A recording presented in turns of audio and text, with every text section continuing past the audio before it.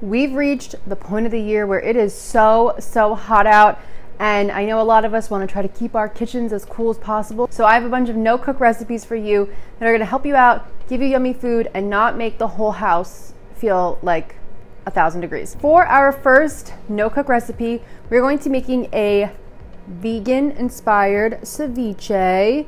Hopefully this is focusing. Me and my camera haven't been friends today. But this is so delicious. It's more inspired by Peruvian ceviche, and it is so good. Only a few ingredients, and we're using heart of palm here, and it's amazing. So let's do it. For this recipe, we're going to be using hearts of palm, one of my favorite ingredients. You're going to take them out of the can and then just chop them up roughly, and we're going to pop those into a nice big bowl, and then we're going to use a bunch of limes. I'm going to roll them. This just makes the limes juicier on the inside. Slice them in half, and then we're going to add the lime juice on top. In a traditional ceviche, this is actually what cooks the raw fish, obviously, because we're not using raw fish. This will just kind of marinate and create delicious citrusy flavor. Pop this in the fridge for like 10 minutes just to let it start chilling and cooling. Then I'm going to slice up some red onion, just a little bit, and we're going to very thinly slice it, as thin as you can. If you could almost make it see-through, that's what we want. And then we're also going to chop up habanero peppers. Now this is going to come down to your spiciness discretion. 3 peppers was pretty spicy, so if you don't like very spicy things, do 1, do half of 1, do as little as you like. Add those ingredients in to the hearts of palm along with some cilantro and salt to taste.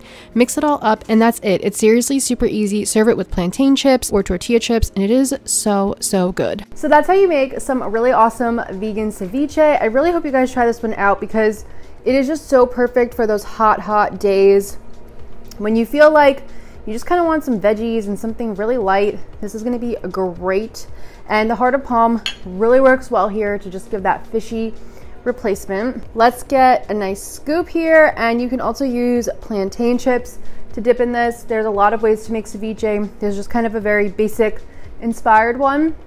All right, let's take a bite. Whew. That is a little spice from the habanero, but I do love that. But it just sometimes it gets you with it. So if you are not a spicy fan, definitely do not add as much habanero pepper as I did.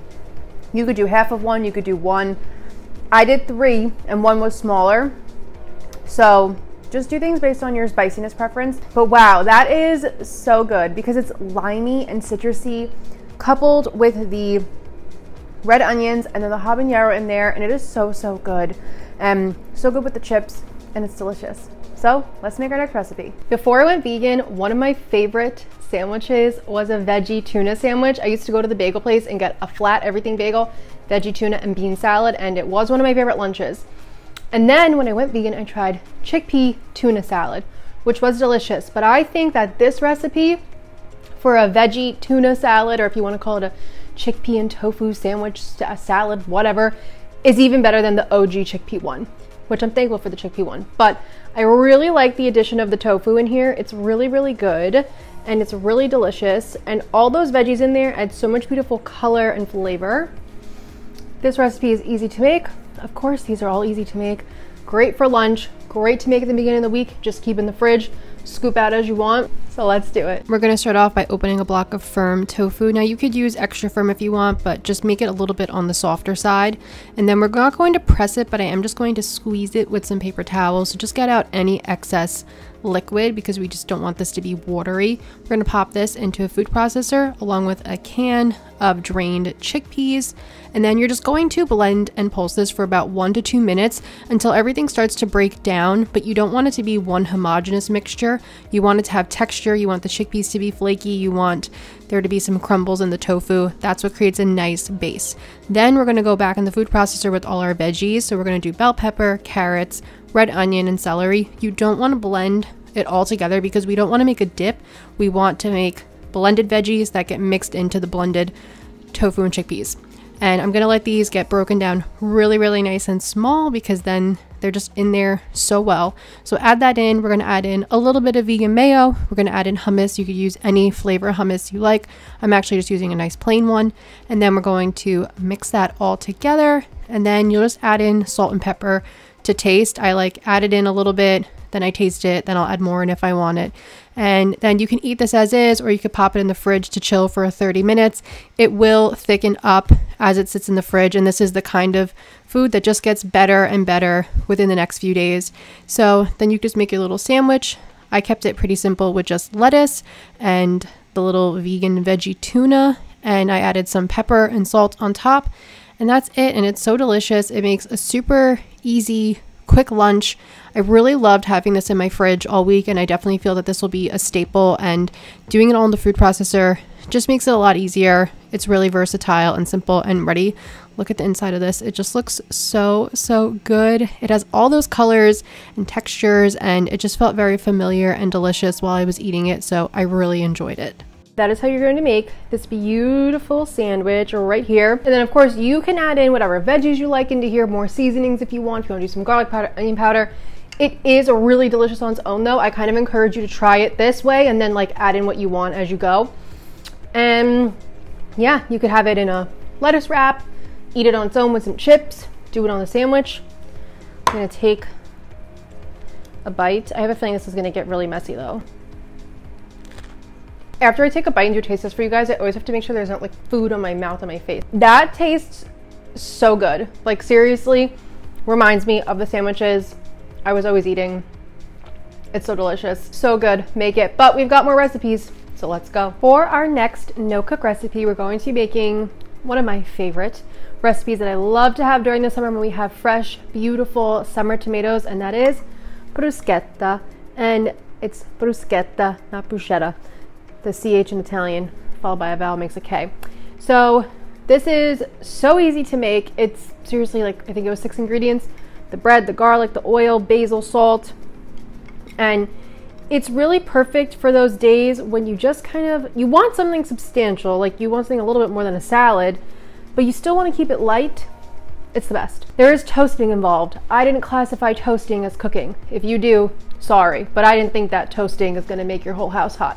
So you're just going to pop some bread in the toaster.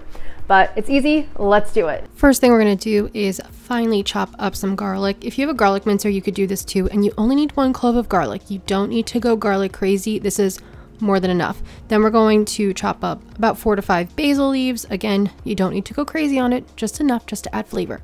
Pop that in a bowl. Then we have these gorgeous grape tomatoes. I cannot control myself around these. I'm going to slice them into thirds, and you could use any tomatoes you like really, but I love the grape tomatoes because they're just so sweet. Then we're going to go in with extra virgin olive oil, and we're going to mix this up, and we're going to let this sit to the side for a few minutes. It'll just start to make all the flavors meld together.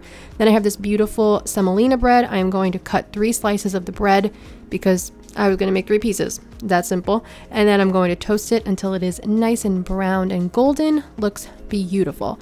Then we can just take our tomatoes and place them on top, and so simple. There'll be some leftover juice in the bowl. Make sure to drizzle that on top. You could add a little flaky sea salt on top and some extra basil, and that's it. That's really all this needs. You don't need to do any balsamic vinegar or balsamic glaze. I mean, you can if you want, but keep it simple, keep it easy. So good, so delicious. Now we have our beautiful bruschetta.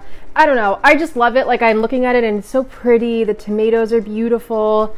I am such a tomato lover. Like, I cannot control myself around tomatoes. I keep eating like 10-ounce cartons in 2 days. So let's take a bite. There is so much flavor in this. The saltiness, the garlic, the basil, the oil, the tomatoes, and then the bread. I'm using one of my favorite breads. This semolina bread is so good. So I love this recipe. It's easy, it's simple, it's delicious. What more could you want? For the next recipe, we're going to be making this marinated balsamic tofu, which works really well in sandwiches. Look at the sandwich, that is a beauty. And it's really yummy. All you do is just put the tofu into a balsamic marinade, you let it sit, and it's delicious. Easy, let's do it. For this recipe, we want to be using super firm tofu. So I'm going to open up the package, dump out the water, and cut it in half. And then I'm going to pat it dry. You don't need to press or anything, but I'm just patting it. We're going to take a vegetable peeler and make super thin pieces of the tofu. We did this in another recipe for a vegan lunch meat, and it is so good. So just be patient. It does take a few minutes, but the result is so well worth it. And then once you get to the middle, you might want to start slicing a little, like thinly slicing. So don't worry if it stops that the vegetable peeler can't like keep doing a good job. If you need to thinly slice it, just thinly slice it. And you'll just do this to the whole block of tofu, and you'll end up with these really awesome thin pieces of tofu. Into a nice container, I'm going to do olive oil, balsamic vinegar, garlic powder, salt, and then we're going to go in balsamic glaze, which is like a nice thick sweet version of balsamic vinegar. And we're going to whisk that up, throw in all the tofu. And then the reason I like to do this in a storage container is because then it has a top and I can shake it and move it around. So I'll flip it upside down a few times, get everything really well coated. I'm just taking the lid off so you could see in there that everything's nice and coated. This is going to go in the fridge to chill and marinate for 1 to 2 hours or until you're ready to use it. And then you have this beautiful marinated balsamic tofu that is really good. And this is just really delicious. And now we can make a sandwich. So I'm going to take my sourdough bread, thinly slice that. I'm going to slice up some tomato, and I'm also going to make cucumber ribbons. And then I'm just going to pat the cucumber ribbons and the tomatoes dry so they don't make the sandwich soggy. And you can assemble your sandwich really with whatever you like. It's your sandwich. Do what you want. This is just what I'm doing. Gonna add a little vegan mayo to both sides. Spread that out. We'll add lettuce, and then we're going to go in with the tomatoes. Make sure to salt your tomatoes. It enhances the flavor of your sandwich. You always want to be salting your tomatoes. And then we're going to go in with lots of that beautiful balsamic marinated tofu. Add the cucumbers on top, and you're just going to have an absolutely beautiful sandwich. And then it's a little messy, so I decided to wrap it in parchment paper. I'm not the best at this. I just tried to fold it up and fold it in and hope for the best. I sliced it in half, and I was happy with how it looked because it is beautiful. I love all those layers, and the sandwich is so good, and I loved having this balsamic tofu in the fridge. I really love this recipe because it's so easy. It's high in protein. I love the tofu when it's like thin like this. It's so good. Let's take a bite of the tofu.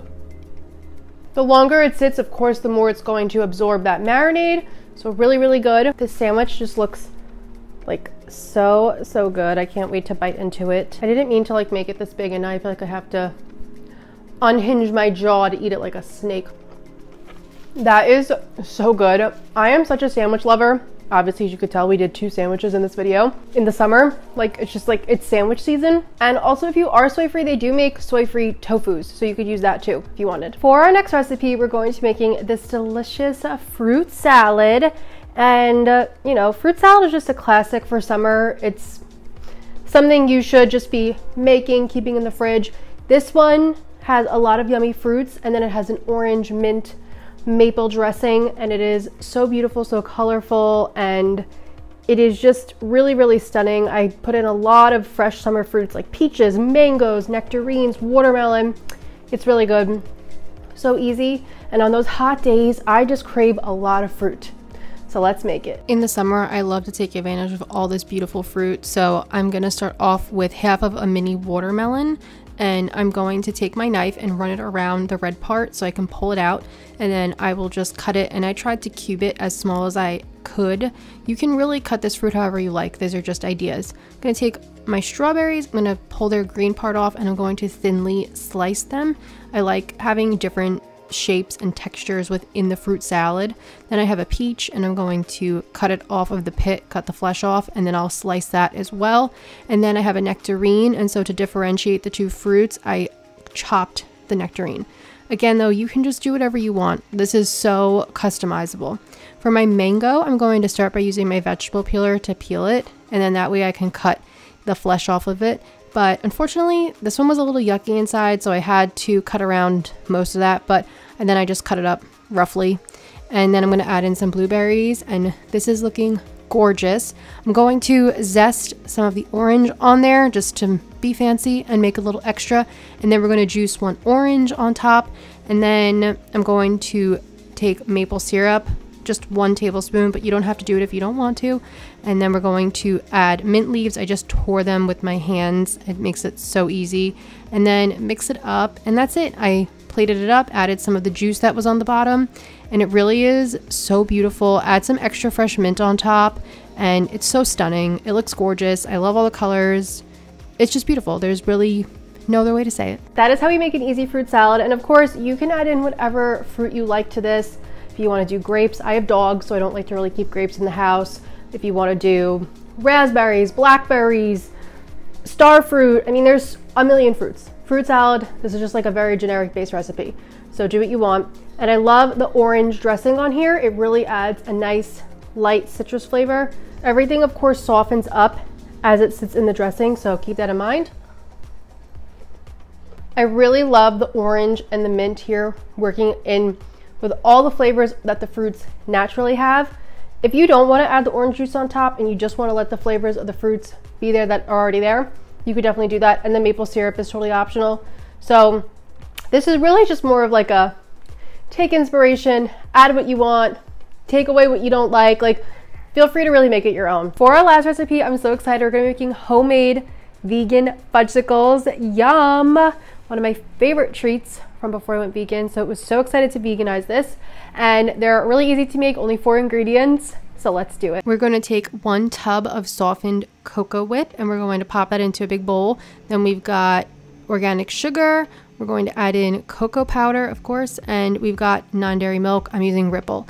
I'm going to start by taking my spatula to help break it down and get the cocoa powder integrated. Cocoa powder is hydrophobic. It doesn't like water and liquids. So just give it a second, and then I'm going to take a whisk after I kind of got it integrated and whisk this up for about 1 to 2 minutes until it turns into this nice, thick, smooth texture. You could also throw this all in a blender if you like. Then I have my cute little popsicle mold, and I am just going to start pouring in our fudgesicle liquid, I don't know what to call it, into the ice pops. I'm going to fill it basically to the top, and then I will just clean it up.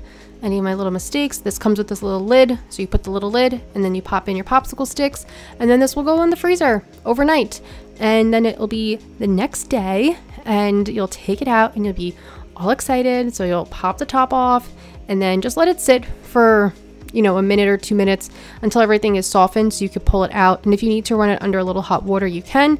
And now you have vegan fudgesicles, and they're beautiful. And after you take them out, just pop them directly back in the freezer so they can chill and firm up again. And then you can just put them in little storage bags, and you have little vegan fudgesicles in your freezer, and they're so delicious. That's how simple it is. Really, the hardest part is just waiting around for it to freeze up. And let's do a taste.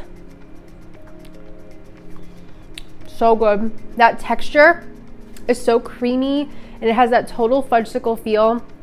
It's so delicious. And yeah, those were our delicious no-cook recipes. I hope these help keep you cool. I hope maybe they inspired you to want to be in the kitchen a little bit, create something refreshing and delicious.